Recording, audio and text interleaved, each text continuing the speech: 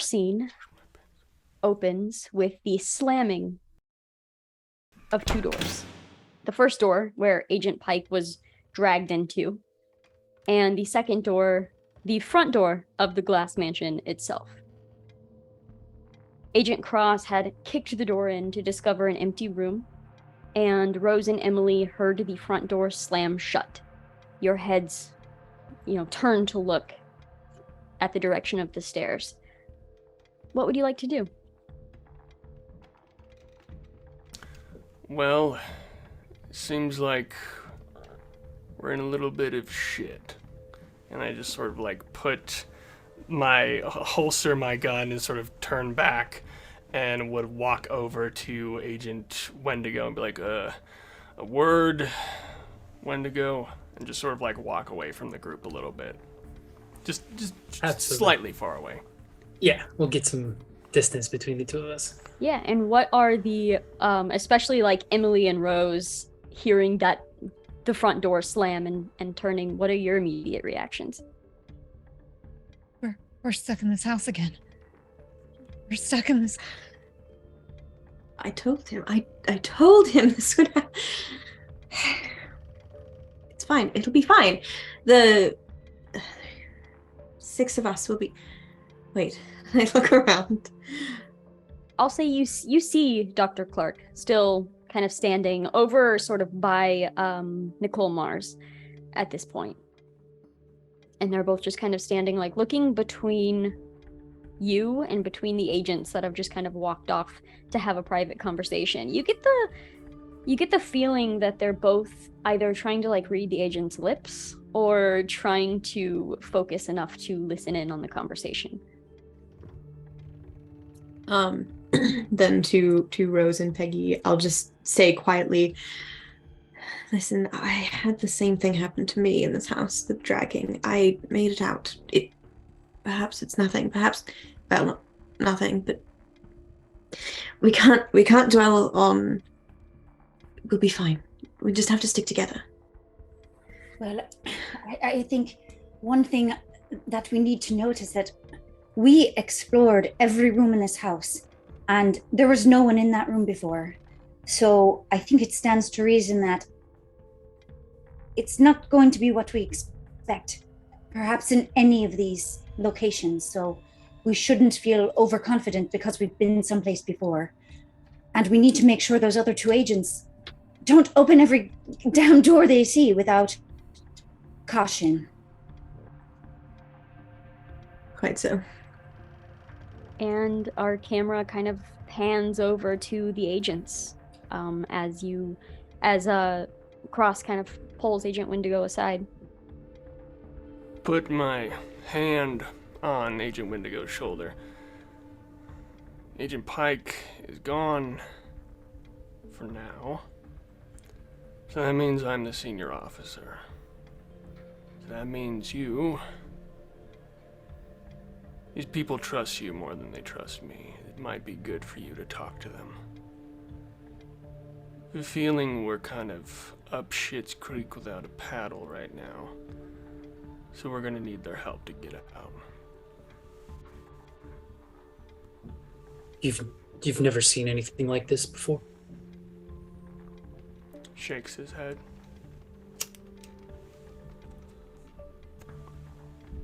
No. I mean, it's pretty amazing. I mean, we came to this house that was only a boogeyman's fairy tale, to me, and now it seems like it's true.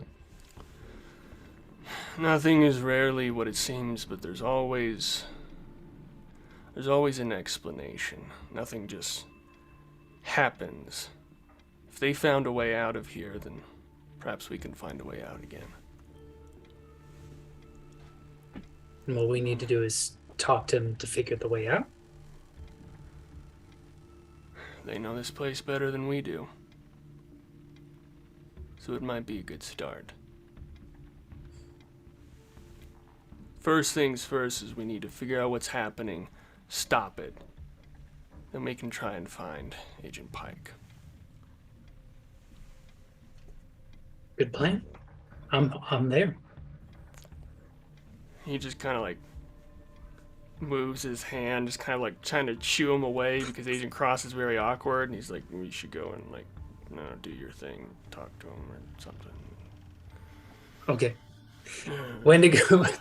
Wendigo picks up on that and turns back to the crowd, and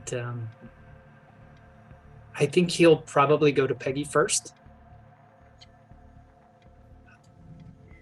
Listen. Peggy. Yes. You were here before and you were able to get out. You said you had to perform a certain number of tasks to do so. Yes, and the clues were hidden in various places around the house. What I don't know is, were they there in the same place the entire time, or did the house present them to us as it wished to? The other thing I will say is, do not look in any reflective surfaces if you want to keep your wits about you. There were a lot of things that tricked our eyes, seeming hallucinations that made it difficult for us to stay focused and stay together. And going into rooms quickly and by yourself is not the right thing to do. There were moments where one of us would walk into a room and suddenly appear somewhere else.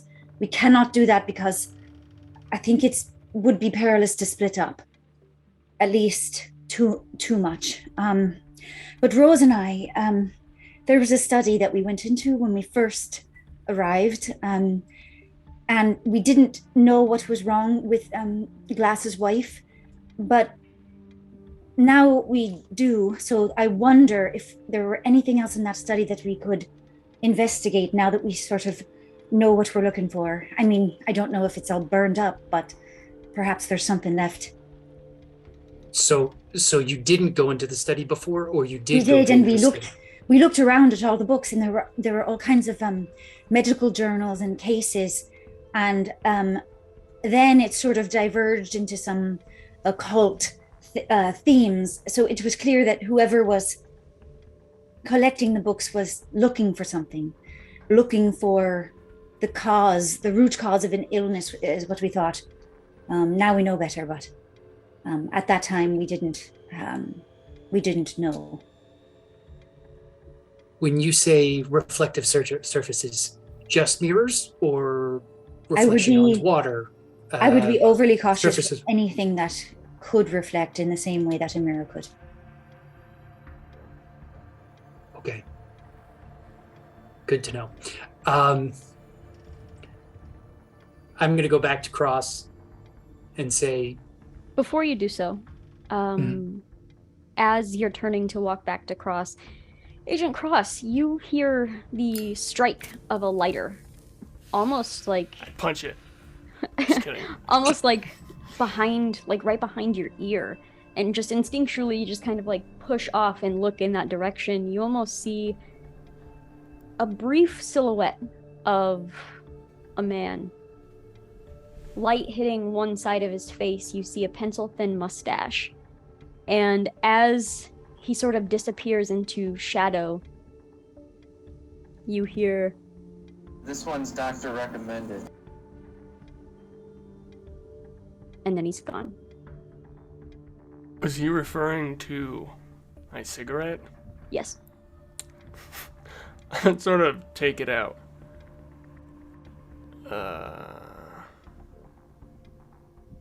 I'd like to the best of my recollection, just sort of describe out loud what the person looked like. Anyone see a man, pencil-thin mustache? I forget the rest. Blah, blah, blah. I describe him. Anyone ever seen someone that looked like this? Sorry, I was muted, Agent. It happens. Rose and I did. Mac, he had a pencil-thin mustache and a fedora and a suit. Does that sound like what you saw? Yeah. You're still trapped in here with us. We're trapped in here with them. Oh, Rose, I saw him in the window.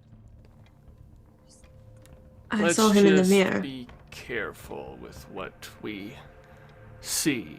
What I mean is he was in the mansion with us, and when we escaped, we looked up and we saw him looking down on us from the mirror or the window above, not like someone who was frightened of being burned alive in a house, but someone who was resigned. So it's possible that his spirit is still here. Right. Perhaps he can help us. I wonder if Wendigo wants to call out, "Hey, Mac! If you're around here,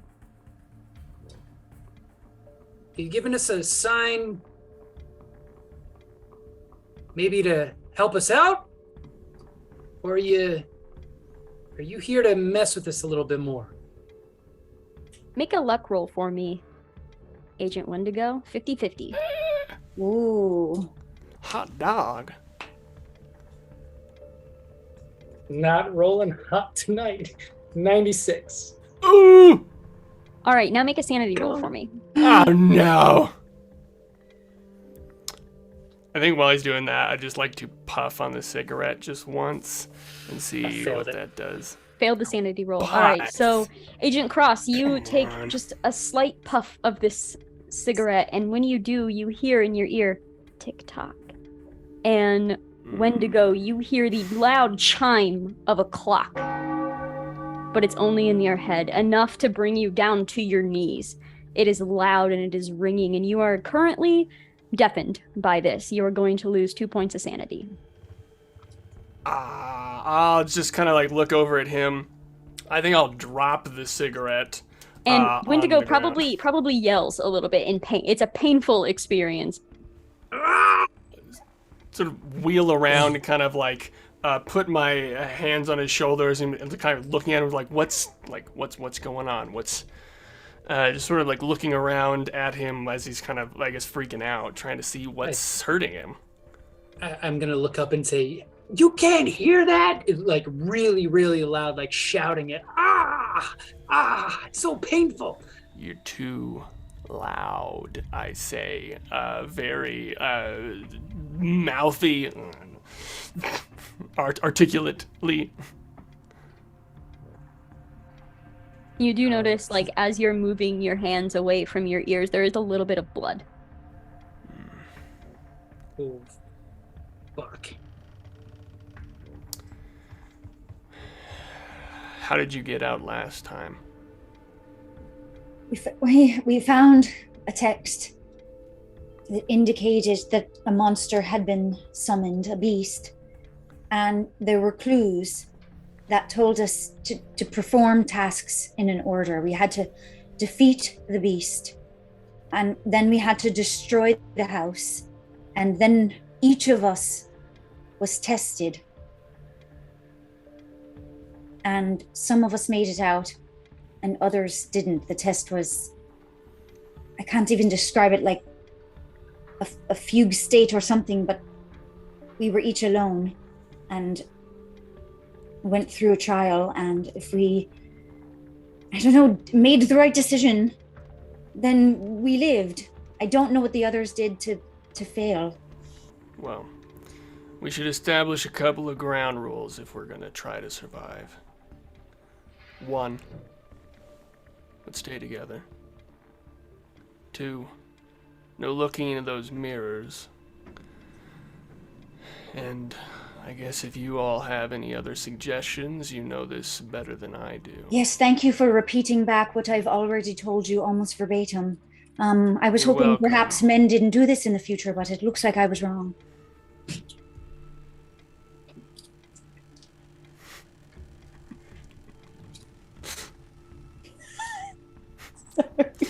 Any other suggestions? I broke the ladies.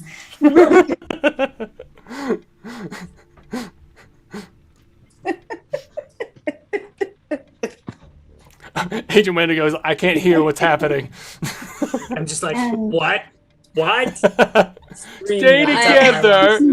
The only other thing I would tell you is that you're going to think you're seeing and hearing things that aren't really there. So as much as you can tell yourself that what is scaring you isn't real, the more you'll be able to navigate. But I think it's going to be a long process. And we just need to choose somewhere to begin. I will say we should keep an eye out for mirrors that we can carry. We found that, in our case anyway, they tended to reveal the truth or another, I don't know, whatever the room looked like or didn't look like, and the creatures seemed afraid of them. That's how Vivi and I survived the tunnels. Oh yes, didn't someone grabbed one or two from the cars, I believe. All right, so just keep it pointed away from you and don't aim it at anyone. Will do. Well, where did you find the book last time? It was in the basement. Cellar off of the kitchen. Well, then let's go there first. And I guess I'll pick up my little bag that I brought of all the extra shit, and I'll sort of take point, and I'll look at Agent Wendigo, look closer, and be like, "You take the back," and then a gesture to the back of the group, and then start heading down. Peggy's noticing that Rose has been very, very quiet, and so she's just gonna kind of put her hand out to see if maybe Rose wants to hold it. Not even looking, just an automatic reaction. She grabs it, and at that point looks over. They're trapped in here with us. We're trapped in here with them. They're trapped in here with us. We're trapped in here with them. We're not getting out this time. Rose, all we can do is keep taking steps forward. We can't afford to freak out. All right, I will do my best to protect you. We just have to keep moving. There's nothing else we can do. I'm scared to it. I'm terrified, but I don't know what else to do except to keep walking. What if they're angry we left them? What? What if we left them? What if they're angry we left them? I hadn't thought of that. If they are, then we'll just have to answer to them.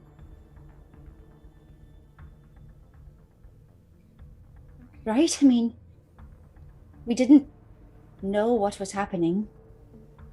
There was no way to get back in. And we're here now, so perhaps we can help them in some way. I don't know. I don't even have a guess as to what's going to happen, but we have each other. For however long we have left. And then at that, she's just going to give her a squeeze on the hand and just like really kind of try to be protective in the handhold, like kind of like cover her a little bit with her arm and as they walk forward. And I think the squeeze of the hand accidentally goes a little harder because the clock chimes loud for all of you to hear. And Agent Cross, you stand on a dock. A single fishing boat.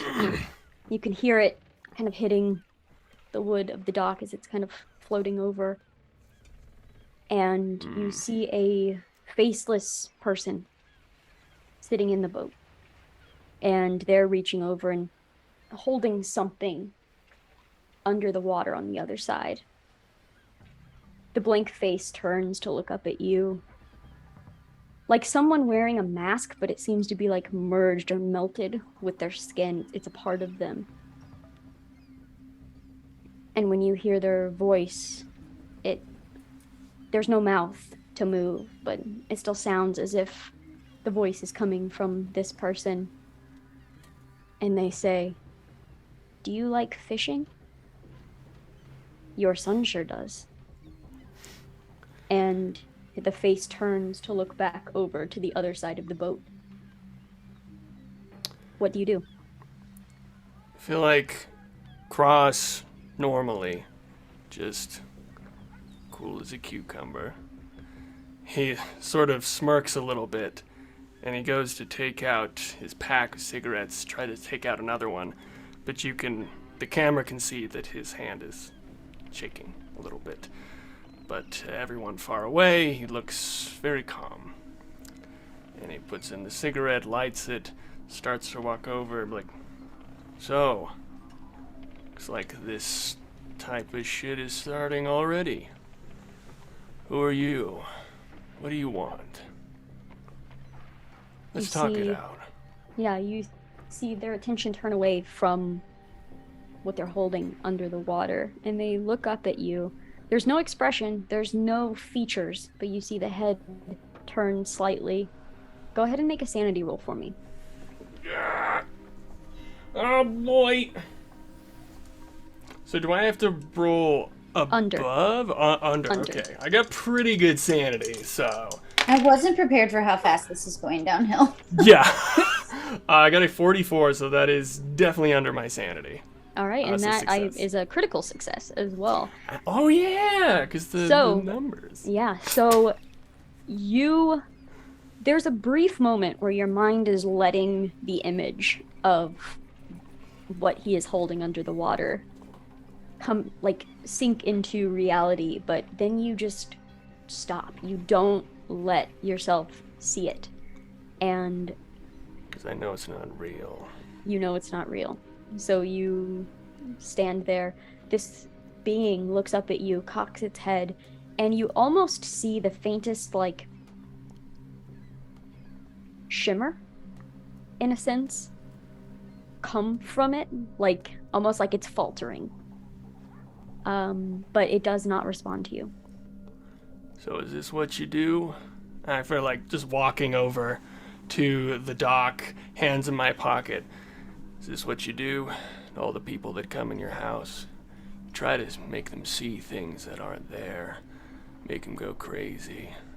I've heard about things like you before. Never dealt with one, but you're just a coward. That's what you are. When you say that, the being stands up and just takes one step. Whatever we were holding under the water doesn't need held anymore, and steps up onto the dock, matching your height. And I pulled my gun out, and it's behind me, behind my back, as I'm just sort of looking up at him. Yeah. And there's a moment where you notice that this mask, or this featureless face, is not reflective. You can't see a reflection in it, but for a brief moment, it's almost those corner mirrors in grocery stores where you can see behind you, just this wide range, and you're staring into this being's face, and then he just reaches up and he grabs onto the skin on the forehead and begins just pulling down. You hear the ripping and the tearing, and as it comes off, you see your face. And he just repeats, coward. Agent Wendigo. Ah! What? What? Appropriate reaction. Agent Wendigo. You move to start, walking to the end of the line to follow this group, and your phone rings, and it startles you because you know that you turned your phone off. But as you jump and kind of begin reaching for it, almost as an instinct to just stop it from ringing out loud, you realize you're alone. You didn't think you hesitated that long, but maybe you're still just disoriented from whatever the hell happened earlier. You look at your phone just as it stops ringing. It's another missed call from your wife. And then you see the date on your phone. You see the year is 2201. That can't be right, and you look up in confusion, and you're standing in the kitchen of your home. But your home is empty. The cabinets are open and empty. There's a good layer of dust on everything. No one's lived here for a while. What do you do? Wendigo, seeing that there's a layer of dust and it's empty, will probably start searching for something familiar, and may go upstairs to his study, where he has his computer files and his research and things like that. Yeah, you begin searching the entire house, and there's nothing left. Nothing left of your family, nothing left of you. Nothing to come back to.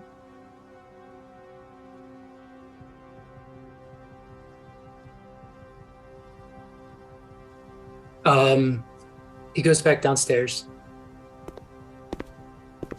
He looks for, he goes to the places in the house, like where he would have picture albums, sort of family picture albums, or where he knows that he would have pictures of his friends and things, that moments in his life that he knows would be there. Sure. I would say you find one. You rush over, and most of them have been taken out, but there's one like small album shoved in the back of one of these cabinets that you only found really by sticking your whole arm in this thing and feeling around. You pull out one of these little photo albums, and as you're opening it up, you see your family. But then you see every image of you has been replaced with a faceless man. Like a mask was just melted to your face. Go ahead and make a sanity roll.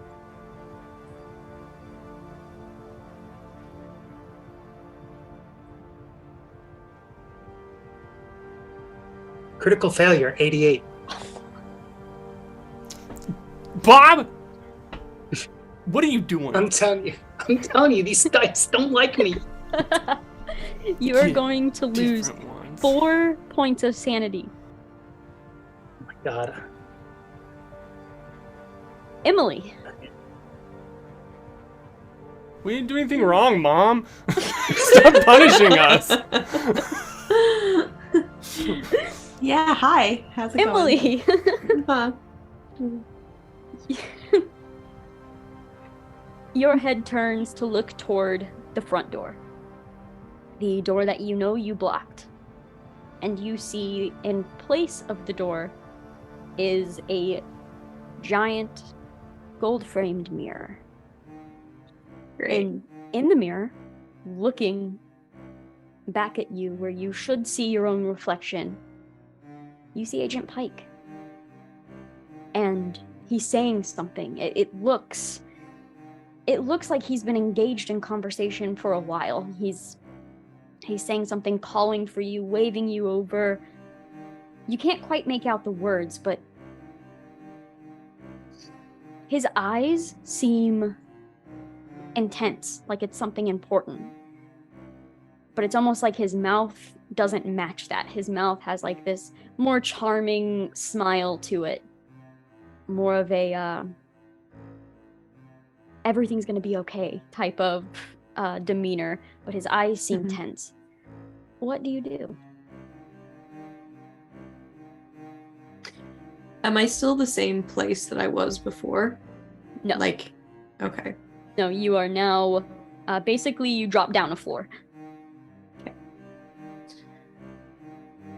I'm not getting closer to that fucking mirror.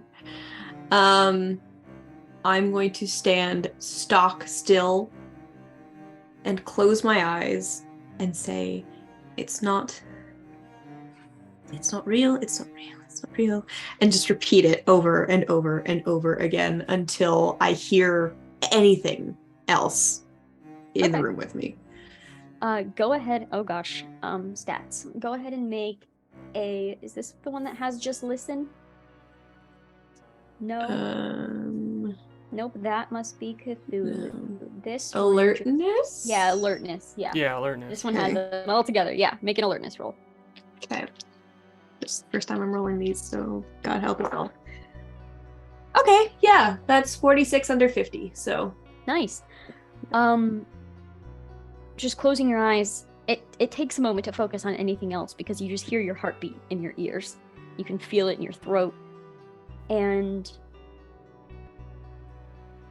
you hear Agent Pike.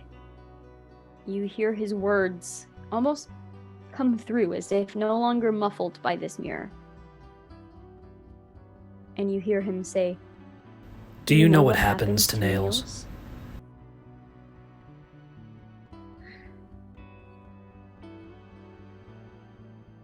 Do you open your eyes? Yeah. I don't know why you're laughing. I'm just laughing at Adam's reluctance. face. I don't know why, but do you open your eyes is like one of the scariest things I think I've heard. Well, I don't now. No. Yeah. Okay, actually, here's a question. Does it sound close or does it sound the same distance away? It sounds the same distance away, just no longer muffled by the mirror.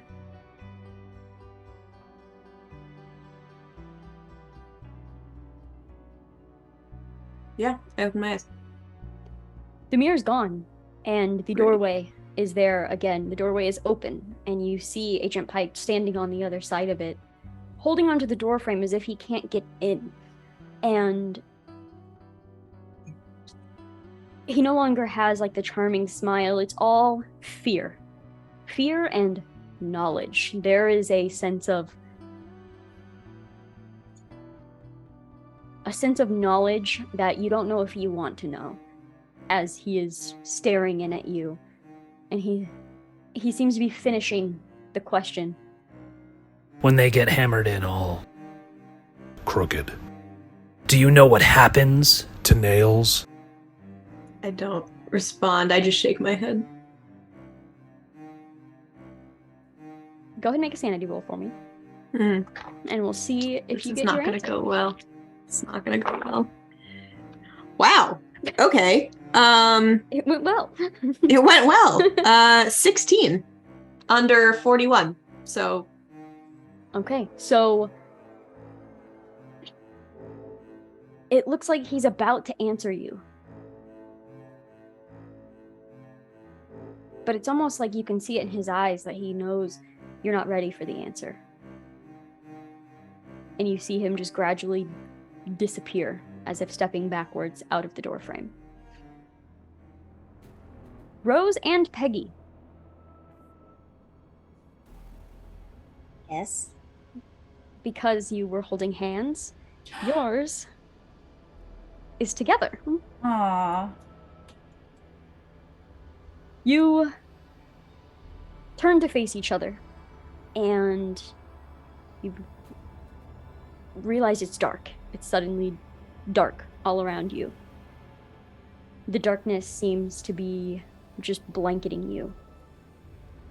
And then you realize, slowly and then all at once, that you're standing in a linen closet with no doors. Rose, before anything, I need you to roll a d10 for me.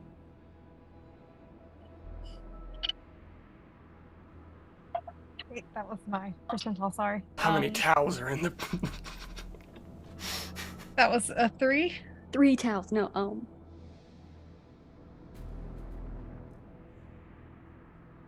Okay.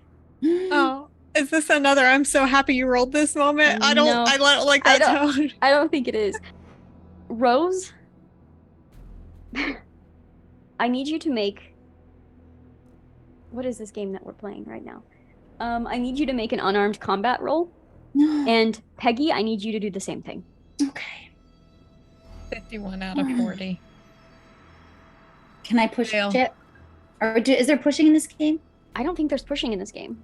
Okay, then I failed also. How much? 95 over 70. Okay. So I will tell you what that means, and you can tell me kind of what it results in. Basically, Rose's reaction is just violence. You know that you were holding Peggy's hand, but there's no way that's Peggy. You've never been in a situation with another actual person before. It's always been somebody's turned into somebody else. You've seen people in these linen closets, and they are not friendly people. So your immediate reaction is violence, and you start just lashing out. Peggy, your role was to see if you could basically like subdue this, and you can't. It's just wild lashing. So tell me what this looks like. No. Don't touch me, please. So Peggy is going to like take the blows. Like I think she just felt like Rose needed to get some of that out. So she's just gonna straight up take it. And then just be like, oh, you got me. You know, like, Rose, it's all right. Whew, you got a nasty left hook. No. Peggy would not have let me end up back in a closet. Peggy would not let me be here right now. Take off her face. Please take off her face. It's all right. It's me. I know. I know what you've been through. I'm the only one who would actually know that this would be a frightening experience for you. You're all right. And I'm real. If I were not real, there wouldn't be these claw marks on my face, see? You wouldn't let me be here. Peggy wouldn't let me in here. Peggy wouldn't let me be here. Let us get out. Take your rage out on the door. Let's kick it together now. There's no door. There's no door. There's no door. Then just kick anyway, as hard as you can. Forward. 1, 2, 3, kick. She just falls to the ground. Go ahead and I'm just gonna have Rose make a sanity roll. Oh, that is a 23 under 50. Bob's like, the fuck? Okay, so you slump down to the ground, and then does this success... Okay, I will ask you, does this success come from Rose, or does this success come from Peggy? I would say it came from Peggy. So what does Peggy do to actually get through to Rose and like... She's going to... After she kind of slumps down or before? Probably after. Like, she has slumped down. Peggy's just going to crouch down to Rose's eye level and show her that she's bleeding. Think about every other creature that you've seen that wasn't real. We struck at them and we couldn't make them bleed. We couldn't defeat them. We had to run away. Look. And Peggy also has a big scar across her cheek anyway.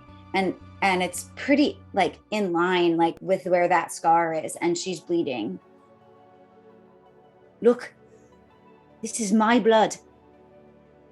I'm gonna reach out and like touch it.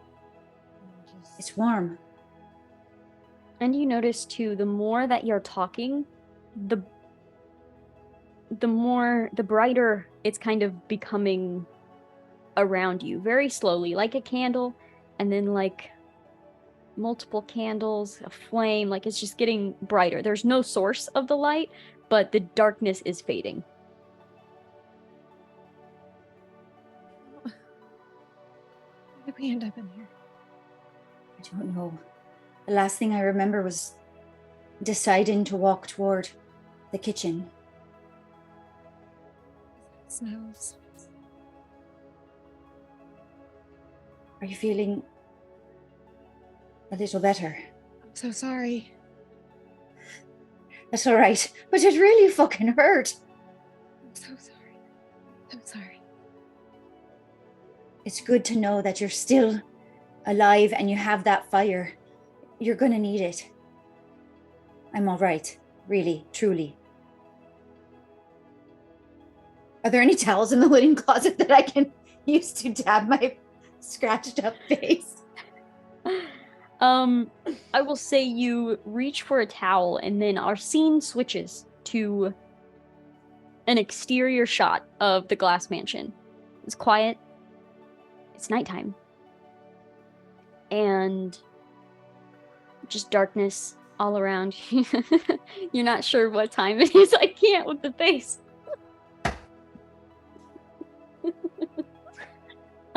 You're not sure what time it is. There are street lamps, but the lamps nearest to the Glass Mansion have never worked. It's just always darker there. And then there's the sound of splintering wood as each of you are ejected from the house itself. Out of the boarded up windows, out of the closed door. The wood is old and weak, but you still feel the shards slice against your skin as you're forced through by an unseen and unknown force. Agent Cross and Agent Wendigo, you are blasted through the front door. You both land on your backs on the walkway that leads up to the house. Emily is flung through one of the side windows, slamming into like the dirt of the alley between the Glass Mansion and the other building. Dr. Clark and Nicole Mars are flung through one of the upper story windows, slamming onto like the porch awning and then rolling off and slamming down. Rose and Peggy are shoved from the living room window, slamming down into the yard on the other side. And everyone lays there for a moment, groaning in pain. You are all going to lose 2 points of health for this. And as you're sitting up and sort of looking around, you're beginning to see each other. You're beginning to see that it's the middle of the night. You're not sure what time it is. What would you like to do? I'd probably immediately get up and, as quickly as Cross can, just kind of go up and try to help people up. You all right? Just kind of like helping people up and kind of checking them and kind of looking back at the house. I did not see that coming. Happened to Are we everyone. out? Did you all see something that wasn't there? Yes. I don't know that it wasn't there.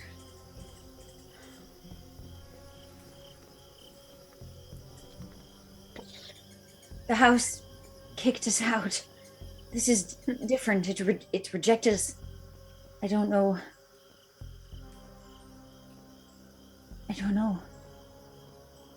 But That didn't Pike's happen still before. in there. I saw him You did? So- Where? in wherever the house dropped me. He asked me a question about nails when they're put in crooked. And then he just disappeared. He was trapped in the mirror. He was Nails? afraid. Why would they be put in crooked? I don't understand. I don't understand anything about this bloody house. But he's trapped in that mirror, I think. Perhaps that's a clue. Like the ones I was telling you about. I think we need to remember that. Not if we don't go back inside. We don't have to remember it if we don't go back inside that bloody house. I'm all right with not going back in there ever again. I'm gonna turn on my phone and sort of look at the time, date, that sort of thing. It's the 'Cause I same. remember. It's the same day you came in here, Okay. or technically it's the next day because it's like 2 a.m. And you came in. I think it was like the afternoon. So we'll say it's been about 12 hours. Okay. I'm just gonna kind of go around and ask everyone what they saw, heard, and just kind of like taking notes, basically. Are you all doing this in the lawn, or are we going somewhere else? Are we getting into the vehicles? I think we're probably like out of breath and in shock a little bit, so we probably wouldn't like immediately have the wherewithal to like get up and go in the car. Probably regrouping. Do I still have the flashlight, the giant ass flashlight that Wendigo gave me? I turn it on immediately when we land, and I'm just like scanning everywhere. Like towards the house or just around you? Everywhere. Okay. Yeah. Okay. Basically trying to banish the darkness that we are enveloped in. Gotcha. Yeah, I'd also like to just, I don't know, do some sort of intelligence sort of thing. Because I feel like he kind of thinks of this. He's good at, Agent Cross is good at accounting and computer science. So, like, he's very, like, meticulous. Like, these things are a puzzle. So I'd like him to sort of, like, I don't know, see if he can start to put some pieces together. Like, why did they eject us? This is a puzzle. So I'd like to do something to see if I can, I don't know, sort of figure that out. Okay. Go ahead and just make an intelligence roll for that. Okay. Yeah, but that's a 76 over 50, so no. Okay. You're a little distracted. A text comes through on your phone from your handler saying, "We have the information you requested. We'll deliver in person." So you assume whenever you get back, you'll have some more information. Right, well, I guess that could be enough for today. I feel like I'm gonna do that as everyone's like helping each other up, making sure everything's okay. I'm just gonna kind of like walk up to the door and just try the handle again, or just try to open the door. Okay. Please don't. I think Wendigo is even saying that, like, dude, you don't need to go back in there. Have to fight. Really? No. Gotta make those exciting choices for Carrie to kill our characters. All right, so you walk up. Everyone's just distracted, helping each other up. Checking. You are covered in like scratches from either hitting the ground or from busting through the wood itself, of like the boarded up windows and everything. As you go up, you're having a hard time because you and Wendigo came through this door. You were burst out of this door, but the door seems to be intact as you're coming up to it. So there's just kind of this moment. You kind of like run your hand along the wood. It's perfectly fine. Sort of knock it. Yeah. Knock. Try the handle and it turns. Us? What do you want here? I'm gonna come up behind him, just behind him, and say, "Cross." Before you get that out, you say, "What do you want from us?" Yeah. As I was like, I'm like thinking about Pike, thinking about the house. I'm like, what do you want from us? Okay. You kept one of us. And Why are you still is in this there? before you're opening the door, or do you just? I would say probably before I'm opening it, because I'm like knocking on it, I'm looking at it. Okay. I have that question, and then I mean, if something happens, that would probably stop me from opening the door. But I'll say just for like the cinematics of it, you grab the door handle, you don't turn it yet, and you hear from the other side, muffled only, as if on the other side of a door, you hear, "Once it's seen you, you've already lost." sort of let go of the handle. And then that's when Agent Wendigo says, "Cross," from behind you. Huh? What are you doing, man? I have a feeling we're not done with this house yet. Who did that sound like? I was just gonna say Peggy's gonna look up at the windows. I know a lot of them are boarded, to see if there's any sign of Mac. Okay. Peggy, make an alertness roll. Agent Cross, also make an alertness roll. We'll see if you can recognize that voice. I got a 73, but my alertness is a 70. We can't. Oh yeah, we don't have like luck points to spend in this one too. Unfortunately, no. I got a 52 under 60. Okay. So the voice, it's like on the you know who that, but the longer that time passes afterwards, the more the voice itself actually fades, and it's just words. The voice is lost to you. Peggy, you're looking to these windows to try to see Mac, and you are noticing that whatever wood you busted through, it almost seems like there's just another layer already boarded up. Like the house is repairing itself. And kind of like backing up and looking up at some of the upper floor windows.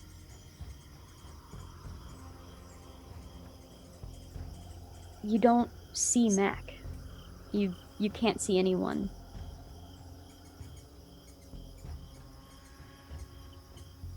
But it's just this weird feeling, like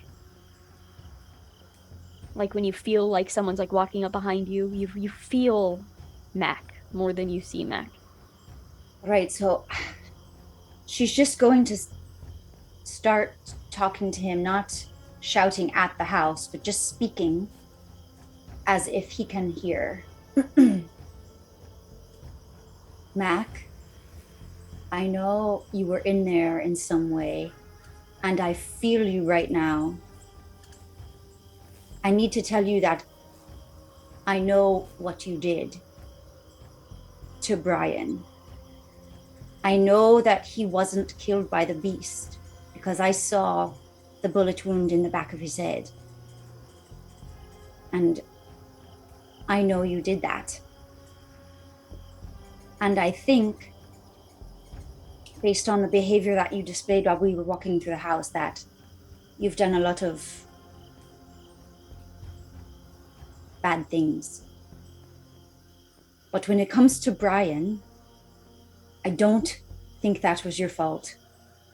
I imagine, just as the rest of us did, that you thought you were seeing something else, or something had taken a hold of you.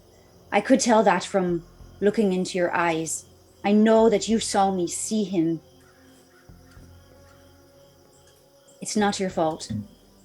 And there is still redemption for you, if you want it, and you're brave enough to take it. If you can, help me figure out what to do.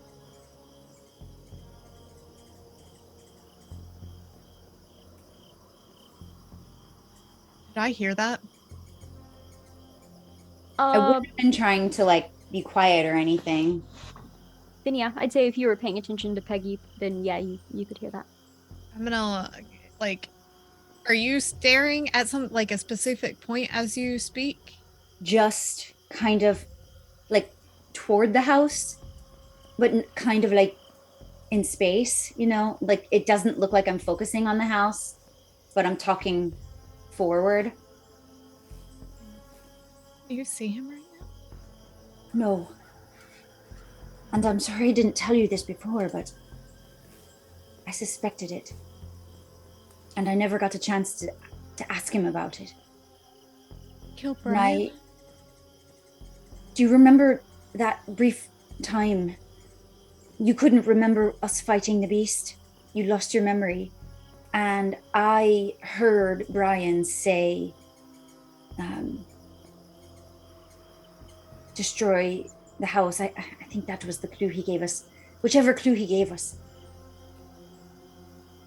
He stood up and said that, and I saw him sitting at the dining room table, and he clearly had a bullet hole in the back of his head.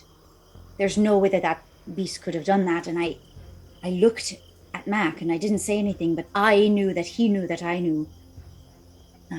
Kind of feeling.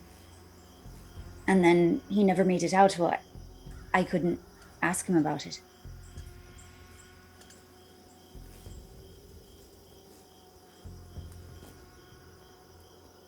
Guess we're just lucky it wasn't us. they were together exploring. I don't even remember where we were at that time. But there must have been something that happened. I mean, we've seen what can happen when you think someone isn't who you thought they were. I don't think he would have done it on purpose, and I'm just hoping that there's some way we can get through to him. I feel him here still. Yeah.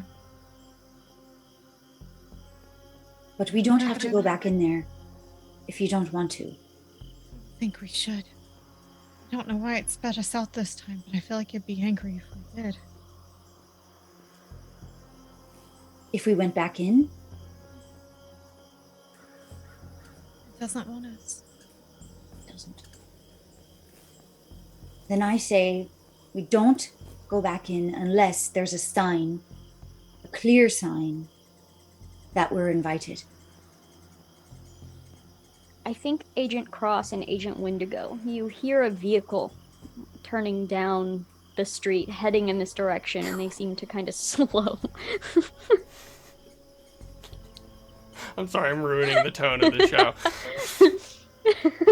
They seem to kind of be slowing. Go ahead and both agents make an alertness roll. 40 under 70. Oh no, Bob. 77. Fuck. When to go?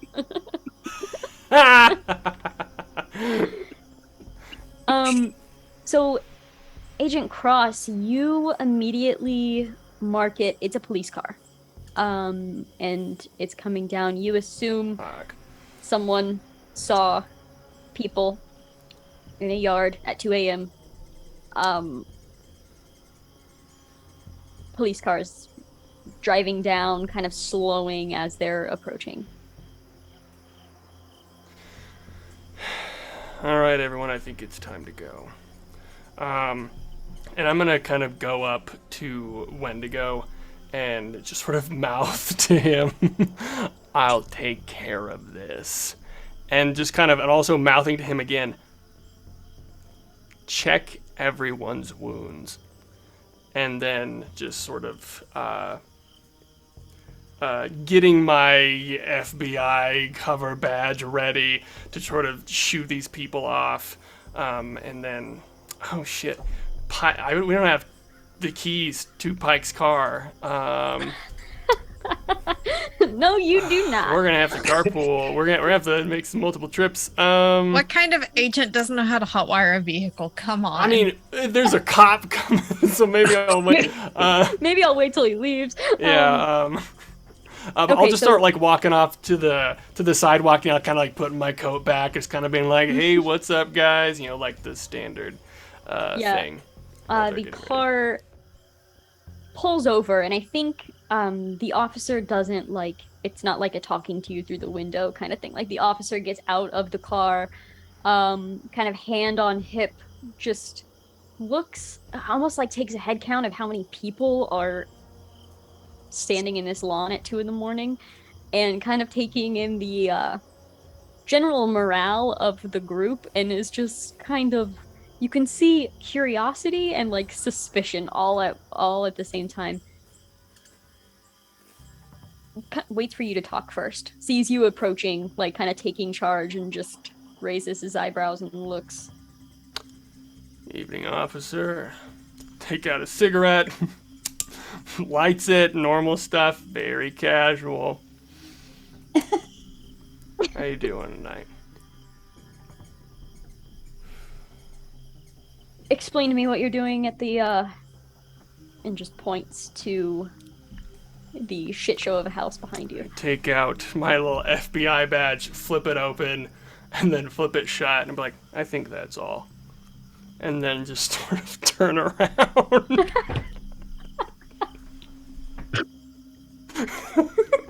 Amazing. What is your bureaucracy? Where is my bureaucracy? Can I argue persuade? Oh fuck. It's really not that much higher, but it's like tiny. What is your how very dare you skill? I think that's fair. Oh no, I don't like this. Okay, I'll do it. But where's Vince? We need our talker. Oh, okay, yeah. That is a 24 under 50. Amazing. So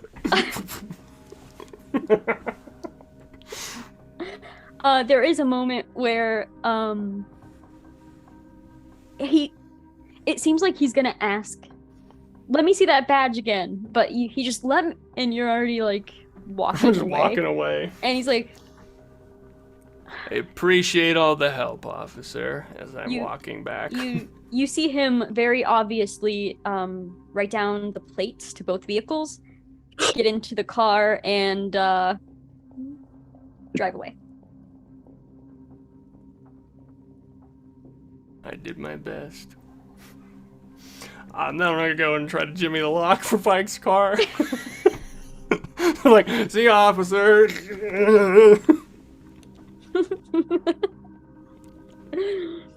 Oh wait, he probably didn't lock it.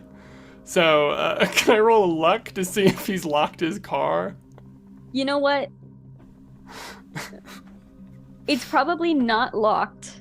But make a luck roll. Okay. Oh, 37. Okay. You actually look in and the keys are in the car. All right. I'd be like, yeah, that's like Pike not following protocol anymore.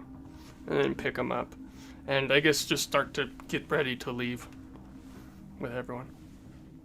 What? I'm sorry, I didn't hear if you said this. What happened to our other two companions? They are here. They were flung out as well. They were flung out of one of the upper story windows, like slammed into the awning of like the porch, and then rolled off on the other side. So, yeah, very bruised, very not happy, and they both look like they experienced something as well, but they have not talked about it.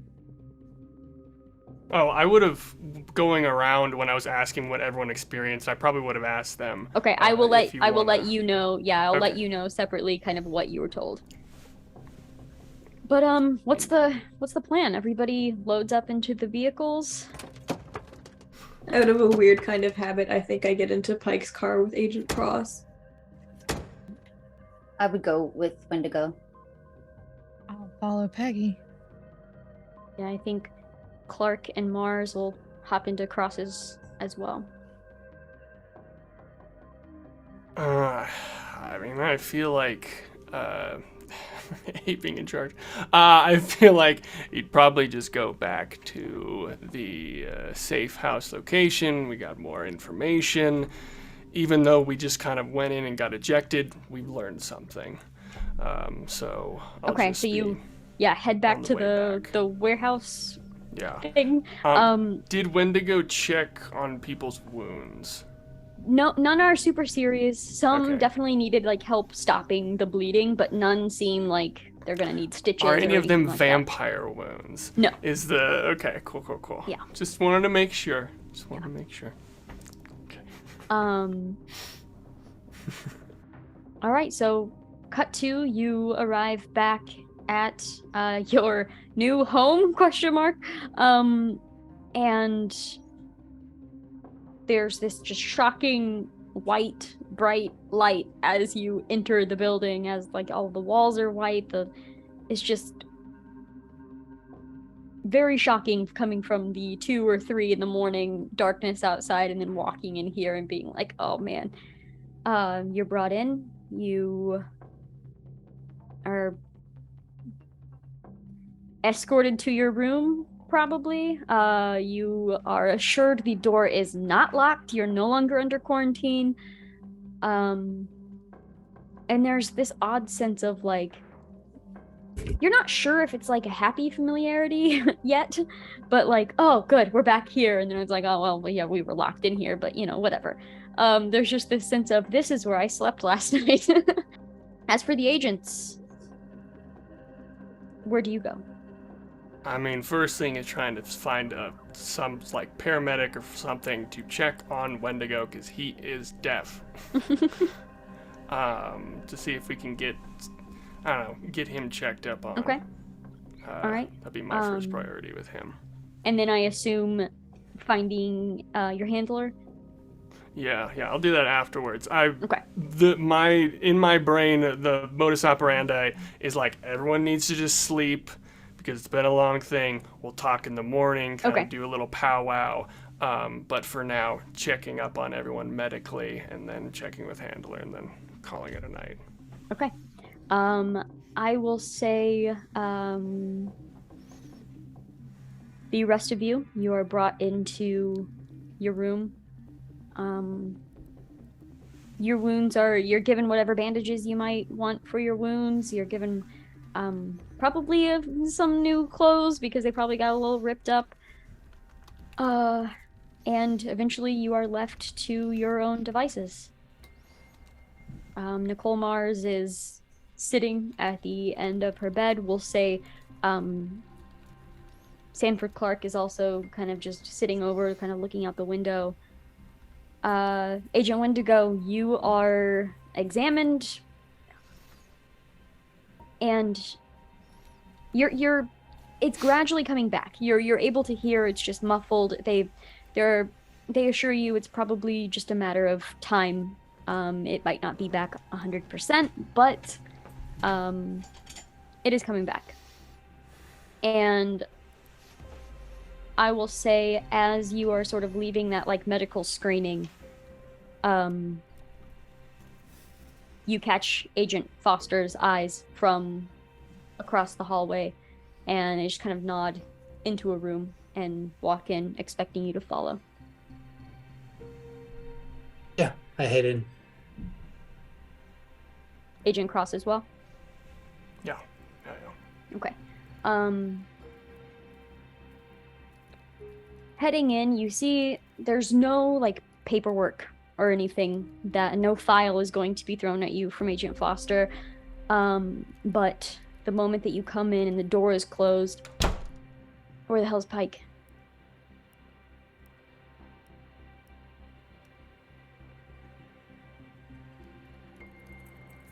The house took him. Seems as if this house is not just, well, we know is abnormal, but I'll fill her in. Kind of just dives into the information that was requested. Doesn't seem like, takes note, but doesn't seem super phased. The Glass Mansion records date back to ownership by Victoria Glass and Finley Ladoris. No mention of an Arthur ever owning the estate at all. Still no records of an Arthur Glass living there. The property is now owned by the city of Boston, and after nearly a dozen accounts of destruction attempts, the city is just leaving it where it stands.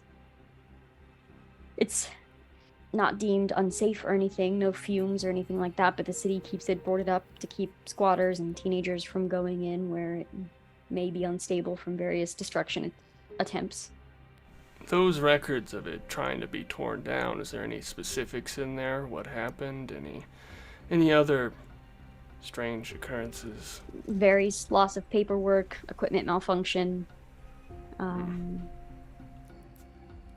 Enough to be weird, but not enough to, nobody died or anything. As for Mars Corp itself, and kind of like motions to the facility that you're in, it's owned by an Annabelle Romstead, friendly to the program. This facility itself is available for program use. All employees know not to ask questions and are at your disposal, as you've experienced. Mangala information is classified, unfortunately, but we don't have any reason to believe that the information is applicable to the case at hand. Now, if that's all you can tell me about Agent Pike and the house, you are dismissed. We'll call you if we have another case. Agent Foster, I realize that certain things might be classified and you might not think that it's pertaining to what we need, but since Pike is not here currently, it would be best if we had all the information present.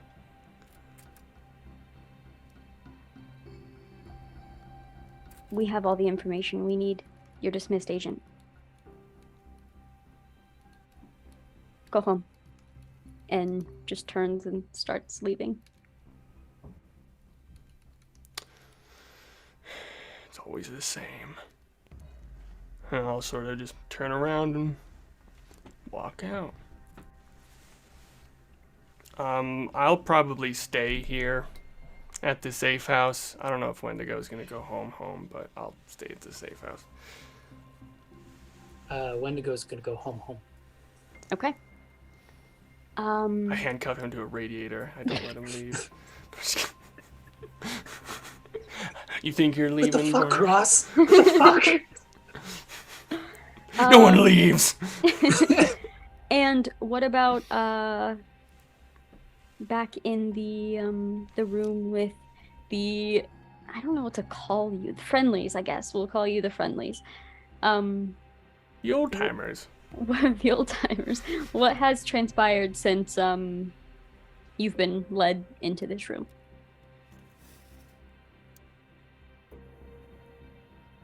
I can't stop thinking about the nails comment. What does happen to nails if they go in at the wrong angle? Then You take them out. unless they could bend.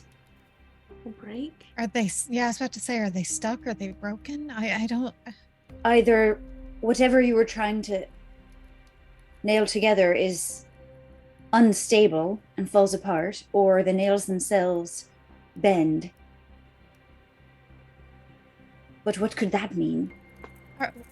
Were we the nails just then? Were we put in the house wrong? Is that why it took us out? Oh, I like that line of thinking, Rose. Emily, how long were you in the house before? You said you were in there for a while, right? It's hard to say. I mean, we set sail not long after you were in the house. So same amount of time, I guess, but we were in tunnels, not the house. Do you understand? Okay. So you and for some reason I thought that you said that you were in there for a little while or something. Oh. Well, But you just saw it through mirrors, maybe? No, we made it into the house at one point. Okay. And various points, in fact. We'd go when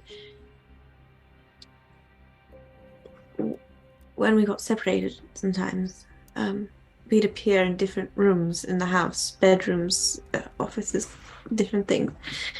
Like what just happened to us? Quite so. What I suspect happened to Agent Pike as well. That's the piece I can't puzzle out. If we went in the wrong way, like a nail going in the wrong way and needed to be taken out, why did the house keep Pike?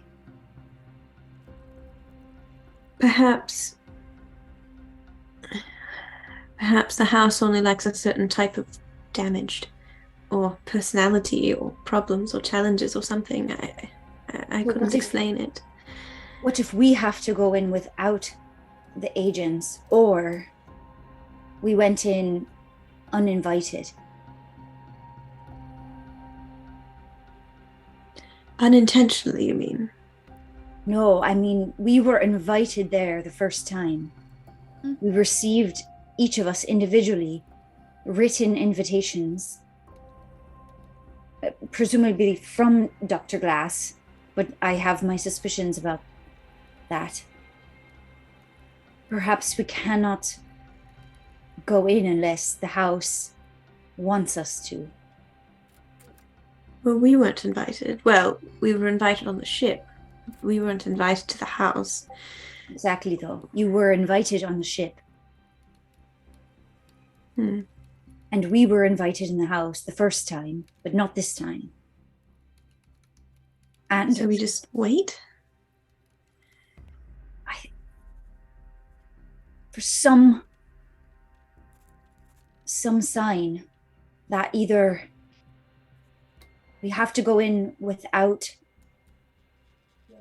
the agents, or we have to wait until the house calls us to it somehow. Or we could just not. I mean, assuming, and I lower my voice and kind of look around at, Emily doesn't know cameras, what am I saying? But as if she could be overheard. Assuming they let us leave, I mean, we have a second chance at life in whatever this strange new world is. What if this is just a stroke of luck for us? And to survive like how the others didn't. Would they let us go, though? That's the question. Right now we're still quarantined. And I wish we could learn more about the way the world is now. What would it be like if we stayed? With that, you hear a little knock on the door into this room. It doesn't open afterwards. It's a knock, just waiting for the door to be opened. If no one else moves towards it, Emily will stand up and go and open the door. Okay.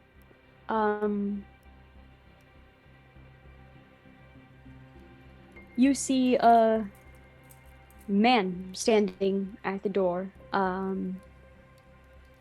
dressed nicely, not like any of the doctors or the employees of this building, dressed in a suit, kind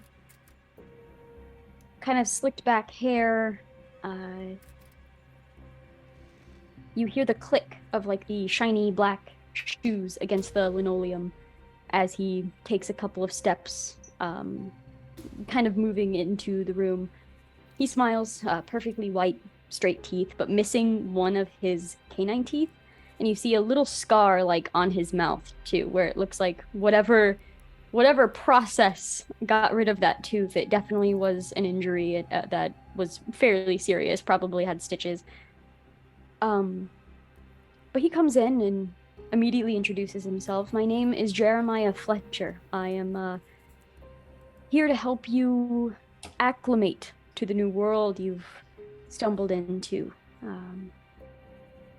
I understand you got back pretty late. He kind of like flips his arm, looks at the watch. It's like 3:30 in the morning at this point. But it was brought to my attention that this needs to be done sooner rather than later. I imagine you're very tired. Don't worry, we will get this over with very quickly. If you will just follow me, we'll get you some different attire and answer any questions that you might have. I don't think after all this time Emily would necessarily trust them. Could I make like I think it's human int or something to see if absolutely. I like vibe check this person? Absolutely. Yeah, Roll for okay. vibe check. Yeah, anyone who wants to, roll for vibe check. That is a 39 under 50, so that is a success. Okay. I also passed with a 62 under 70. Ooh. 43 over 30 for me. Okay. This dude's creepy. This dude's definitely fucking creepy. Like, you definitely don't get good vibes from him necessarily, but that being said, you don't really get good vibes from Agent Cross either. So there's kind of this conflict of, can you trust anybody here? You know? He doesn't seem to be blatantly, like, lying to you. He seems honest about, like, answering any questions that you have. But you do just get some just weird vibes. I So I'm imagining he steps in the room as I open the door, and I step back deeper into the room, kind of between him and Rose and Peggy, and I say, Mr. Fletcher, it is, as you say, 3:00 in the morning. We've had a very long 2 days, is saying something. First of all, do we have to do this now? And second of all, where are Wendigo and Cross? He nods and kind of like addresses your questions in order. Unfortunately, we do have to do this now. See, they flew me in. I was only supposed to be here for a number of hours. They are paying me for the hours, so the faster we get this done, the better for the company. And, well, the company gets what the company wants. And then he moves forward. As for Agent Cross and Agent Wendigo, it is of my understanding that their mission is complete and they have been dismissed. You'll forgive me if I am skeptical and untrustworthy of strangers at this time. We survived that house with them. I am more inclined to believe them if they tell me something. Of course. And he just nods and smiles. I glance over at Peggy. I say, let's go. We will not be separated. Of course not. We do not want to separate you, hence why you've been given this joint room. Right. I think we should go. I want more information, and I don't think I can sleep. Come along then. And he turns and takes a couple of steps out, and then just waits, kind of with his hands together, just down, just waiting for you to follow. Are there any tables with pencils or pens or anything? I think, yeah, there would be a desk. Yeah, there was a desk because Dr. Clark wrote down the numbers on his arm. Right. Yeah. So Emily will go and fetch the sweater, like a sweatshirt or something that she was given, but also ferret away a pencil somewhere on her person. Just fantastic. In case. I'm gonna have you make a stealth roll for that. Peggy would have had out a pen and pad because she's always writing down clues. So she would not have tried to conceal it. Sure. That's a 54 over 40, so that's a fail. Okay. You could still take it, but you having glanced over, you may have been seen doing it, but you could take it. Yeah, it's a pen. Yeah. Yeah. All right, so we follow him down the hallway. Wonderful. Agent Cross. Before, I did not realize that dismissed meant dismissed from the case. So I feel like I would have had a different reaction to our handler. Well, I think we should play that exactly that way. Maybe yeah. And so you're going to go in and observe these cameras, and you're stopped at the door. Agent Cross, you don't have clearance for this anymore, and this is just a worker of Mars Corp, of the building itself. And why don't I have clearance anymore? I'm on the case. According to Foster, you are not on the case. The case is closed. Closed? Look, these people are in our care now. We'll take care of them. I just kind of throw the cigarette at whoever this person's feet, and I'm not gonna talk to them. They don't have any power here, so I'm gonna try to go and find Foster. Yeah, you stomp off to go find Foster. Yeah, and if Wendigo hasn't left yet, I would like to grab him if possible. I think Wendigo has left. Dang it. Okay. Yeah. All right, that's fine. And speaking of, as you are storming off to go talk to Foster, Wendigo, we cut to you pulling into your driveway. What do you do? Are the lights on? No, it is 4 a.m. I turn on my phone. Okay. A few more missed calls come through. Like the notifications pop up.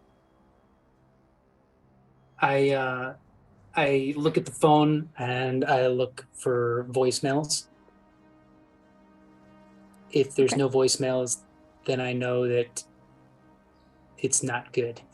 If there's missed calls with no voicemails, I know it's not good. I think there was a voicemail when you checked it before, but there are no new ones. And the voicemail was just like, where are you? What the fuck is going on? Basically. Okay. But there And the are house no is new. dark. Correct. I am going to take my bag and I will quietly enter the house. Okay. And go to the kitchen because there is a place where we lay notes and things just to check to see if there's a note there. There's not. There's not a note. Okay.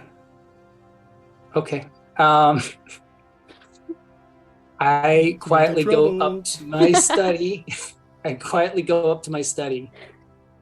Go ahead and make a stealth roll for me. Okay. Different dice this time. Sneaking in the house roll. That's a 21 under 30. Okay.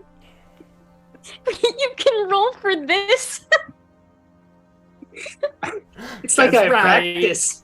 That's right. He's a family man, okay? Yeah. He's used to sneaking home late at night. Penalties for raping the wife are more severe than Yes. Yeah, Fighting. totally. Yeah, sanity ain't nothing So- to Wendigo's wife. I get into my office. I shut the door. I hide away my agent bag that I put into the closet. That's hidden in the closet. While I'm in there, I'm going over to my computer, and next to the notepad where I do my genealogy notes, I write down the names Victoria Glass and Finley Ladoris. And then I turn around and I'm going to go into the bathroom and wash up. And then I'm going to creep into the bedroom. Okay. And with that, we are going to cut back over to our friendlies. Jeremiah has led you through some doors to the end of the hallway. You see the door that you're going through. You see it needed like a higher level of clearance to get through. You see that the card had to be pushed through, numbers had to be punched, and then the door would open. You are led through that. You walk down the hallway. The color of the walls are changing slightly. It's not the bright white. It kind of like drifts into a more like a calmer like beige of sorts, almost like this was old paint, and they painted over the white in the other hallways. Like this just seems like an older corridor. As you're heading down the hallway, we are gonna cut back over to Agent Cross. You are beelining toward Foster's office, or what has been acting as Foster's office. Kind of burst in, Foster's not there. And there's this moment. Make an alertness while I'm going? Adam has a suspicion. The people that are working here, are they wearing Mars Corp stuff, or are they more Delta Green sort of material type stuff? Make an alertness roll. That is my suspicion here. Oh, very bad. 96. Okay. I mean, you've seen them in Mars Corp gear, and that's what you continually see. I will say, as you're walking, your brain is like jumping from thing to thing to thing to thing to thing. You're just missing something, and you know that you're missing something.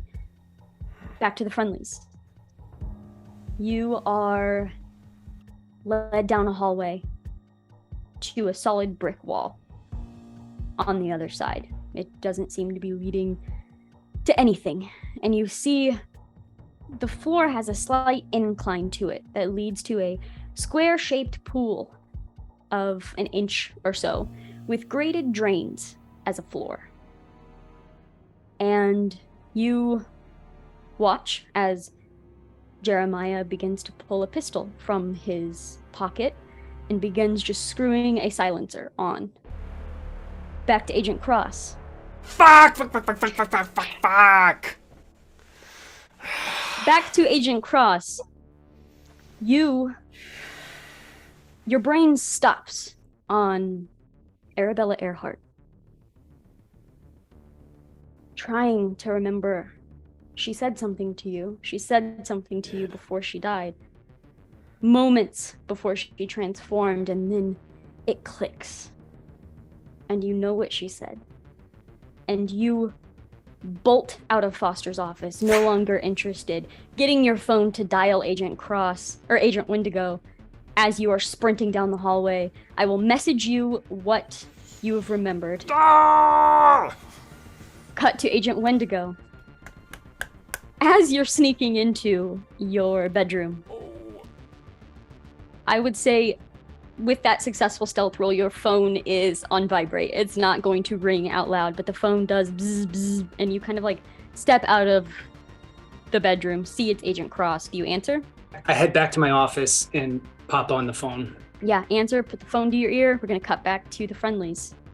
Didn't Pike give one of you a gun? Yeah, me. That's what I was going to say. Like, they don't know that, so I would pull out my gun upon seeing that. Okay. Yeah. I still have it hidden in my clothes. All right.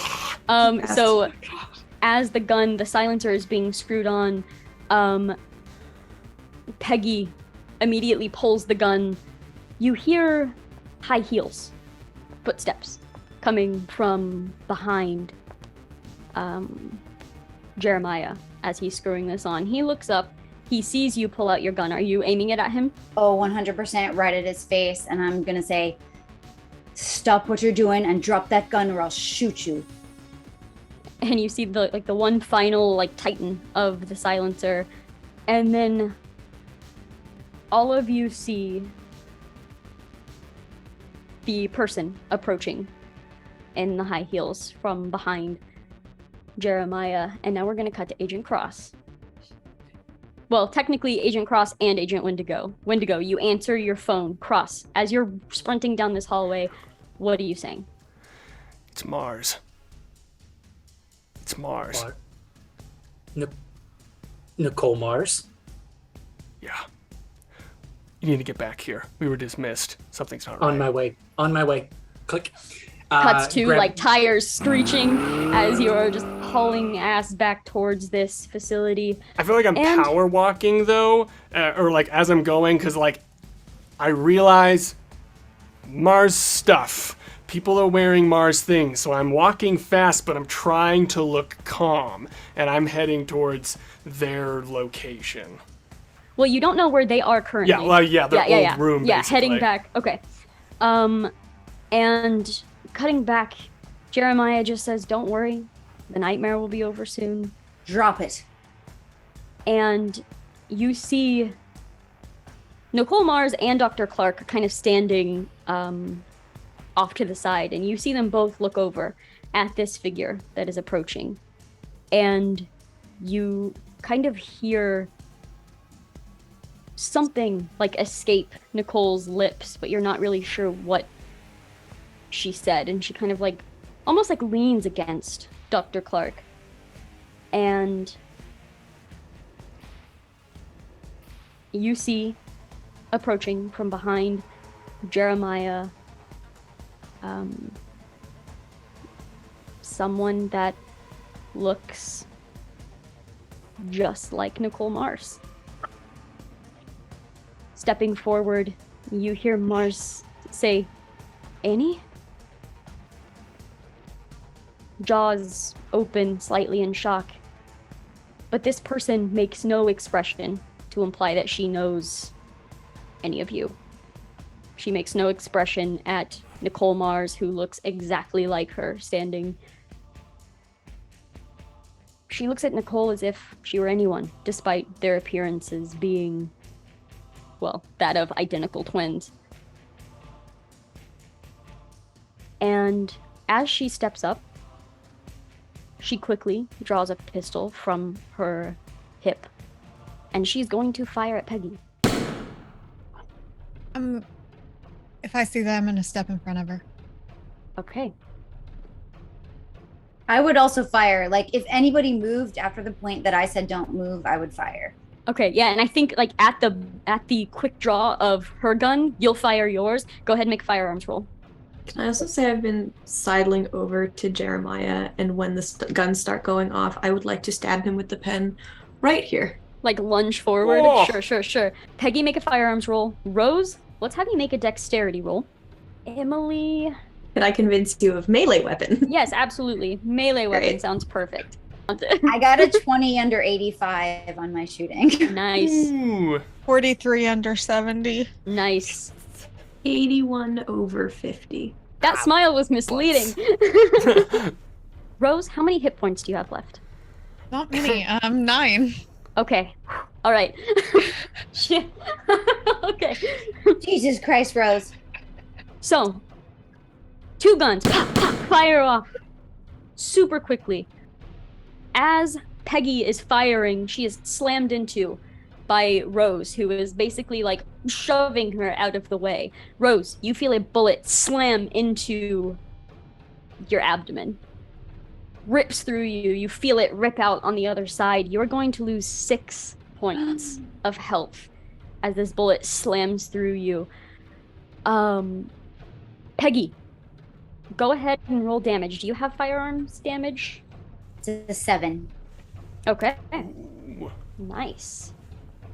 And you hear another gunshot, but a silenced one, as Emily O'Hara dives to just slam this pin into Jeremiah's neck. But Jeremiah turns, fires, but you kind of catch the arm, and it fires up into the corner, not hitting anybody. And now we are going to be in order of initiative, which is your dexterity. Rose, what would you like to do? Am I still like standing? Would that have? You are still standing. I will say it's probably purely out of adrenaline right now. Yeah.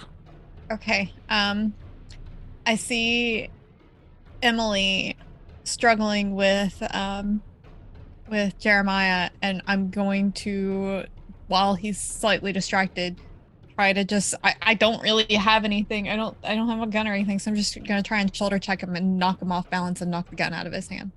Okay. Go ahead and make an unarmed combat roll. Okay. That is a 34 under 40. I rolled a 22 critical success. Ah, shit. As you push forward, he turns and just like elbows directly into your abdomen. This does cause you to fall. You crumble down to the floor. And at that, Jeremiah and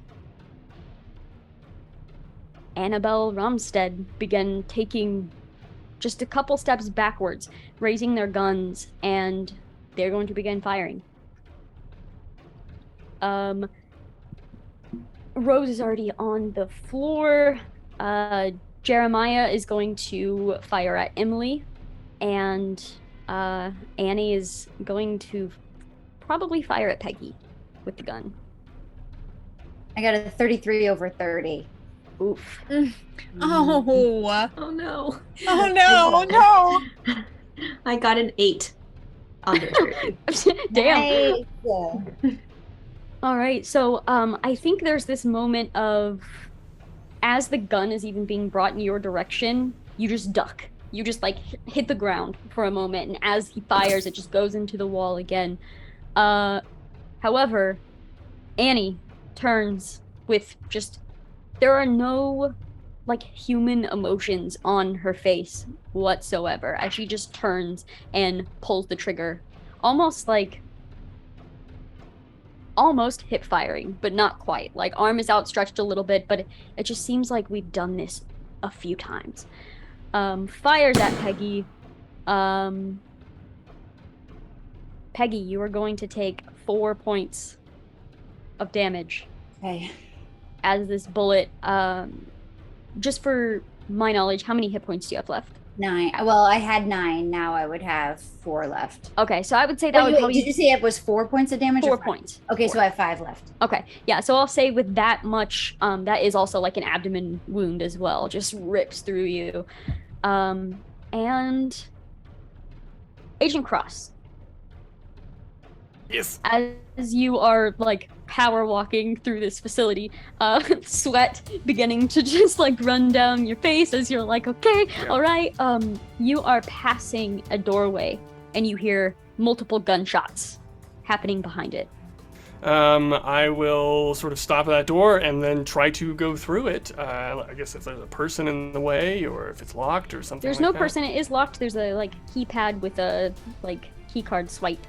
Ooh, okay. I know mine's not going to be working anymore, but I've got computer science. I would like to, I don't know, just so hack past it, or there's some like weird code that you can type in to like, I don't know, like when you do that like a soda machine, if you press certain buttons in a row, it'll like open or some shit. I want to do that. Go ahead and make a computer science roll. Okay.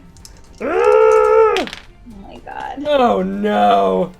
That's a 92 above 70. We're so dead. Oh my god, guys. All right, so you are sitting there struggling with the keypad. Great. Is there anyone around? Yeah. Me? There are people like passing by. Attention hasn't been drawn to you yet, unless you want it to be, I guess. Like right now you're just kind of treating it like you're just punching in a code, but it didn't work and you're sitting there like, oh. Is there a fire alarm anywhere nearby? Make a luck roll. Yeah! We'll see how tunnel visioned you are. It's a 53. You don't see one. Shit butts. There is one, but it's out of service. No. Agent Wendigo, you are on the way.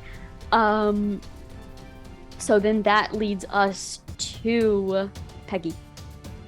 I'm gonna fire, like as I'm kind of like doubling over, I'm just gonna, with all my might, try to fire at Annie right between the eyes. Okay, go ahead and make a firearms roll. Fucking bitch. Yeah. I got a 10 under 85. Fantastic. Go ahead and roll that damage, and we'll see where it ends up hitting based on damage. 4. All right, so you go to fire, but it's like as you're bringing up the gun, and as you fire, it slams through the shoulder instead, rips through, and you see her like take the bullet and then come back forward, almost like unfazed. Oh no. And that is your turn. Emily O'Hara, what would you like to do? Okay. The behind the ear trick didn't work, but this time I'm gonna go for the calf. And just try real hard to drive that pencil into his calf. That's a 30 under 50, so that's a success. Sweet. Yeah, roll that. Damage will be probably a D4. I would assume it's a pen. Yeah. Yeah. That's 1 whole damage. Woo! But it fucking hurts. That's what matters. Yes, it does.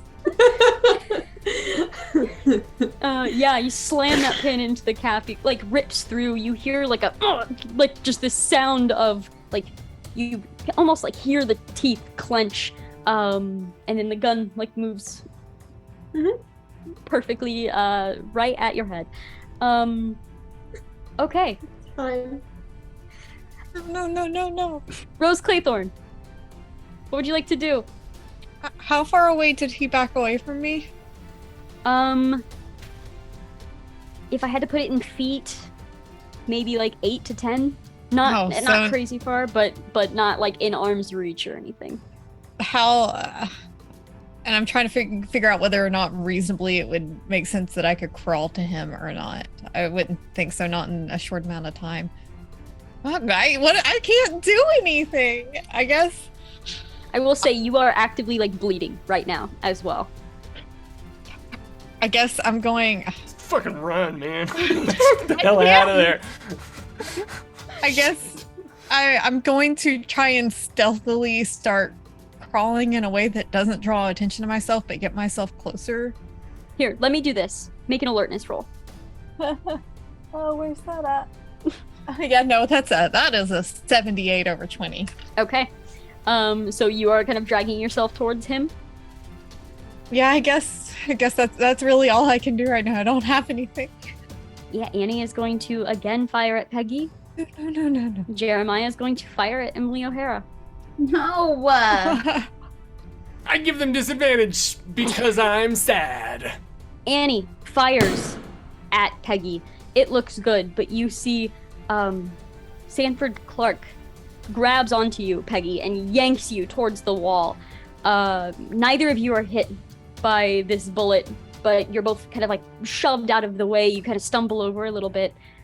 Emily, gun is aimed basically almost touching your forehead, and as he goes to pull the trigger, you feel yourself tackled harder than you've ever been tackled before. You hear the gun go off, and then as you land on your side, you see Nicole Mars laying beside you with a bullet wound ripped through her chest. Oh no. Agent Cross. Come in there.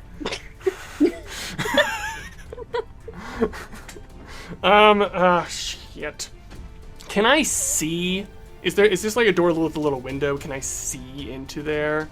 Like, can I see what's happening if it's like down a hallway or something? Like, You can see there's like that little square window, but it's like the glass that.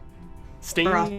Frosted. Glazed? Yes. Frosted? Yeah, one of It's a those. donut mirror. So you're able to see through it. You're able to see like people at the end of the hallway, but you're not able to make out like who. You can assume, but Since I did just try to mess with it, is there any way that I could get advantage if I did the exact same thing this time? Since I know what I did wrong, computer science-wise. I would say not advantage, straight roll, but I would allow you to try again. Okay. I mean, it is one of my best stats, so I feel like I need to try that. That's probably the best chance for success here. I'm so sorry, everyone. It's an 86 above 70. Your dice just want to be as dramatic as possible. They're just Okay. waiting. Basically, my thought process here is I will give you 3 tries before it will not work. So on your next turn, you can try again, but that is the final try. Would the people be closer? I just be like, hey, can I need to get it in here. I need to get it in here. Sure, you call someone over, they kind of look. I just sort of take their card if they have one of those zippy things. I just take it and swipe it before they can let me, or before they decide to be like, yeah, of course you can go in or not. All right, they let you. They do it. They don't have the clearance to go in there. They're like, sorry, buddy, if you don't have the clearance, you're not getting in. Well, who does have the clearance? I grab him by the shirt, whoever this person is, who has clearance. So I was rolling to see basically like a human roll on you, and I rolled a 99. I have a pretty good I rolled a 99%. Oh, nice. Okay. Hell yeah. So he they're lets like, me in, right? He doesn't know how to get in, but he's like, well, I don't fucking know. Your higher ups probably. Get your hands off me.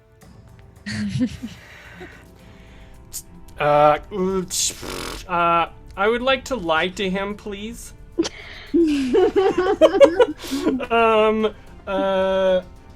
there a lying skill? What is that? Or is that just persuade? Like charisma, persuasion. We Probably don't more want to do persuasion. that. Would like to lie to him, please? Well, actually, is there any way that I can do a human roll on them to be like, what motivates this person? I've been like, so I can figure out some way to.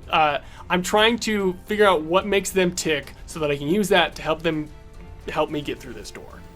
Even if they have a card, just being like, hey, help me break this down. Like something's going on. Like I want to see if I can see into them. Okay, make a human roll. Yeah! Oh no. You're really pushing across. Got an 82 and my skill is an 80. I am sending you new dice right now. All of you. You and Bob both. Okay, these yellow ones usually do me good. I'm gonna What's put wrong them with away, my dice? and I'm going to get my little ducky dice. Okay, I'm gonna say that is your turn. Ah! Wendigo, still on the way. Don't worry. We will get you will get here soon. But will we be alive still? Will it matter? Drive fast! God damn it! Really, really fast. Yeah, we're trying our best, y'all. Um, The rolls with these are good. Peggy, Good so far. Yeah. make an alertness roll for me. Okay. Please, for the love of God, succeed. I have good alertness. Wait, what is it? If it's the exact number, is that a fail or success? I can't remember for this game, but I Succeed! deem that a success in all of my games. So whether that's how it's supposed to be in this game or not, that's how it always is in my games. If you get it, that's a success. It's I have a 70 and I got a 70. Perfect. All right. So that is a success. There is a moment where you're like, you just glance, just quick scan of your surroundings. You are at the end of a long hallway. There are at least 2 of you shot and bleeding. The odds of all of you getting back up that hallway with just what you have in this hallway, not likely. The odds of those of you okay getting up the hallway, that's a little more likely. You noted that there was a key, like a keypad to get into the room. You're not sure if there's one to get out. There's no reason to look. You don't know. You also see A door going. you also see the grate floor that is at this execution pool. Basically, you see a lever on the other side that you assume opens it. You have no way of knowing what that lever leads to, but you note it as a potential way out. That is what you see. What would you like to do? You also see a good pool of blood forming around Rose as she's I falling. don't give a shit about anyone except Rose. Sorry. I'm gonna grab Rose and I'm gonna kind of swipe the water toward Annie to distract her, hopefully, for a second so that I can pull the lever. I've got Rose around the waist and I'm just pulling the lever. Okay. I will say you drag Rose over, you're grabbing onto the lever, and I will note that it is being pulled. Emily, what would you like to do? Oh, God. Do I hear a door being shook real hard? Or not? Gonna make an alertness roll. Make an alertness roll. See a very sad, cool man on the other side of a door. It's a 7. No. That's a 7 under 50. Okay, with that 7%, even though it's not a critical success, it's still a pretty damn good success, and I feel like that should be rewarded. So, you note all of the things that I just described to Peggy. You see Peggy dragging Rose over to the grate, and you have an idea of what Peggy is going to do. But then you not only hear the door moving, but you hear Agent Cross shouting, "I need to get into this door!" You know Agent Cross is on the other side. Do you Is it close enough that I could run to it? Based on the description you provided to Peggy, is that door close enough? It is close enough you could run to it. It is a straight shot, so people would still have line of sight to fire at you. Does it have a keypad? You run up to it? Oh, if it's a straight shot, I can't see if there's a you know, pad with that alertness roll, you can probably see there is a pad next to it. Fuck. Okay. Would You're not going to bring Emily people jump into a room to execute them and be like, you can just head out. Yeah. But I mean, would Emily jump into water? It's not. It's like an inch. Like it's not like a pool. But if the pool drops, she doesn't know if there's not water in there, and I don't know if she would. It's like a slide at a. So I will note, it seems to be like, this is gonna probably sound really gross, but it seems to be like leftover water from when it was sprayed down before. It doesn't necessarily seem like a pool. Sure. It just seems like it was cleaned, and that little bit of water is what's left in like the crevices, basically, of this. Okay, pool. that's less horrifying. Yeah, it doesn't seem horrifying. Like a pool. In that case, being the only person who has not been shot, I think, of the current cast members, I will jump over and yank, so that the three of us fall, and hopefully Stanford and Nicole follow. Okay, so I will say with this, Sanford runs over, scoops Nicole Mars like under the arms, drags over to the grate. Peggy has like her hand up on the lever and is beginning to pull, and as you jump over, you grab on and pull the rest of the way, and you feel this grate open, and everyone falls. Carrie, what the fuck? I'm surprised it took everybody that long to say that. I have never been more stressed in a game of life. Side note, I am enveloping Rose. Her sweet body will not hit the ground. Full warm bodies style. Yes. Yeah. Agent Cross, you are standing there like arguing with this person basically, and they're just getting more and more agitated, and they're beginning to look around as if they're like about to like call security. And then you hear the keypad being used on the other side of the door. Step back and sort of like have my hand near my holster, but not sort of revealing it from my coat, but I will step back to let the door open. Okay.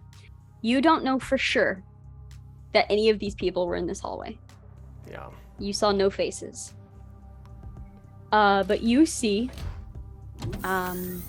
someone that looks a hell of a lot like Nicole Mars, and this Jeremiah guy in a suit, slick back hair, stepping out of this room.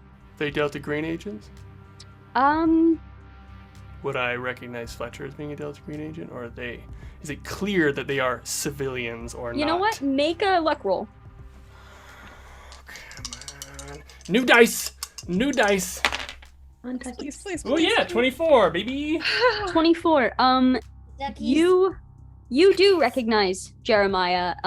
He is an agent that's been around about holy shit, I can't talk. An agent that's been around about as long as Pike. Oh, so he's an asshole too. Can we help you with something? Yeah, and I sort of like will close my coat a little bit. I had some questions for my handler, couldn't find them, and I heard some ruckus going on in there. And I'm gonna kind of try to look into the room. Do I know what Fletcher does? Like, is this what he does? I'm like, gonna say known? You know about as much about Fletcher as you know about Pike. Okay, all right. So just normal agent. So I'll try to peek around, and I would also like to do a hum int on both of them to be like, what's going on? Yeah, go ahead and make one roll for that. Yeah, these dice are liking me today. Now, that's a 28. Should have used them earlier. Yeah, I know. I'm a dummy. 28 under 80. You've been on enough hard, difficult missions to know the look of someone that just did something that people shouldn't really do. And I mean that, like, at a mental standpoint, like, you know, we as the players know he was going in to execute a bunch of people. He doesn't know them. He doesn't know what they've been through, but he was going in to execute them. So there's still just that, like, toll that takes, regardless of whether he shows it in his exterior. But you kind of get a hint of that he's here for a mission. He's got a very, like, mission demeanor about him. But they walk out. You hear the door latch close behind them.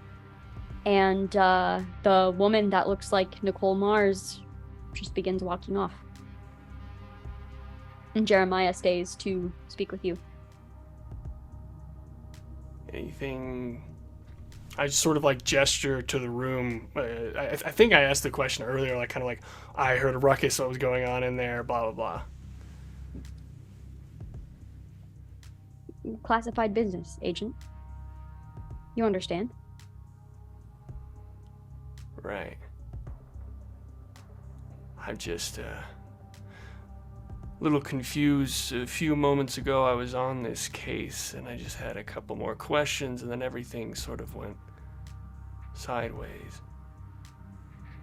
Just from one agent to another. Just a little bit. Come on.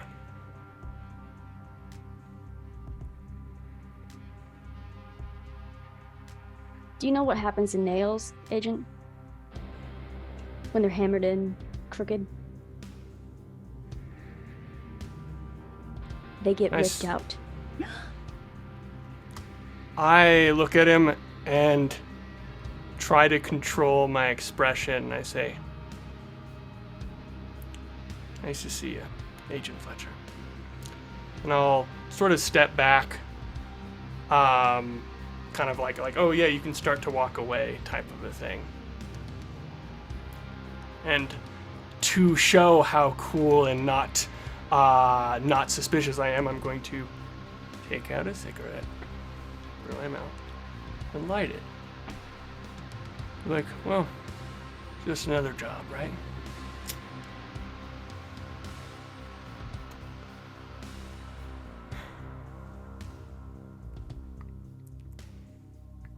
Good night, Agent.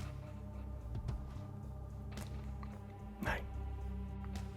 And I'm not gonna turn away from him until he turns he away. Turns and you hear his shoes clicking as he walks down the hallway. I'm gonna take out my phone while I'm have my cigarette in my mouth, looking very casual, leaning against the wall, and send a text to Wendigo, and